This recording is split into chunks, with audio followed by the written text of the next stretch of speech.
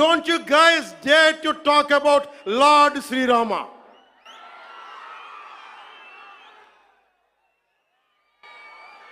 మనం హిందువులుగా మనం బాధపడకూడదు. రాముడిని తిడితే బాధపడకూడదు, నోరెత్తకూడదు. అన్నాం అనుకోండి, మనం వెంటనే మనం హిందూ మతాన్ని మొదలైపోతాం. The moment we say we have to safeguard our religion, when you abuse Lord Sri Rama, none of us should feel bad about it. The moment we utter our pain, the moment we say our voice, the moment we say we reflect our pain, suddenly we become Hindu fanatics. Would you dare to do the same thing to Islam? Do you have the same thing to do Christianity? No, you won't do it.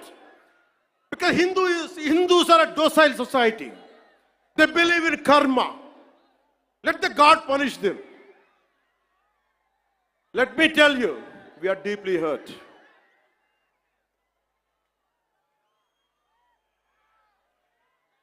అంటే వీళ్ళు ఎవరినైనా ఏదైనా తిట్టొచ్చు, కానీ మనకు బాధపడే హక్కు లేదు. బాధని వ్యక్తపరిచే హక్కు అంతకన్నా లేదు.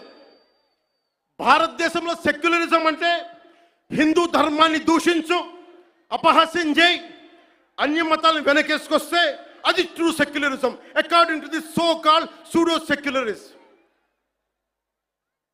The so called secularists is what they say. You abuse Sanatana Dharma. Not even a word against Islam, not even a word against Christianity.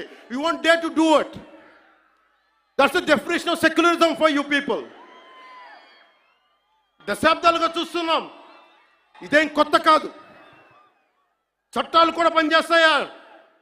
చట్టాలు కూడా ఎలా పనిచేస్తాయంటే సనాతన ధర్మాన్ని పాటించే వారిపై వైపు నిర్దాక్షిణ్యంగాను, సనాతన ధర్మం పాటించే వారి వైపు చట్టాలు ఎలా పనిచేస్తాయంటే నిర్దాక్షిణ్యంగా పనిచేస్తాయి.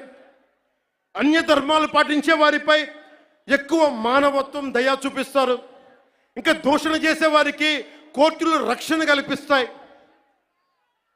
అయిన వాళ్ళకి ఆకులు, కాని వాళ్ళకి కంచాలు. ఇప్పుడు అది కూడా పోయింది, ఆకులు కూడా పోయింది. చేతుల్లో పెట్టి నాక్కోమంటున్నారు సనాతన ధర్మం ప్రాక్టీస్ చేసేవాళ్ళు. ఇదన్నా సరదాగా చెప్పట్లా. ఈ స్టేట్మెంట్ని సబ్స్టాన్షియేట్ చేయడానికి చిన్న ఉదాహరణ. ఈ మధ్యన ఒక యువ నాయకుడు అన్న మాటలు, సనాతన ధర్మం ఒక వైరస్, దాన్ని అంతం చేస్తాం. మీరు ఇలాంటి స్టేట్మెంట్స్ ఒక ఇస్లాం మీద జరిగితే వెంటనే దేశంలో ఉన్న కోర్టులన్నీ స్పందిస్తాయి, నిర్దాక్షిణ్యంగా శిక్షిస్తాయి. కానీ సనాతన ధర్మాన్ని బూతులు తిట్టండి, శ్రీరామచంద్రమూర్తిని పాదరక్షలతో కొట్టండి, అమ్మవారిని తిట్టండి, సరస్వతి అమ్మవారిని ఏదైనా చేయండి, ఒక్క కోర్టులు భయపడతాయి కోర్టులు కూడా.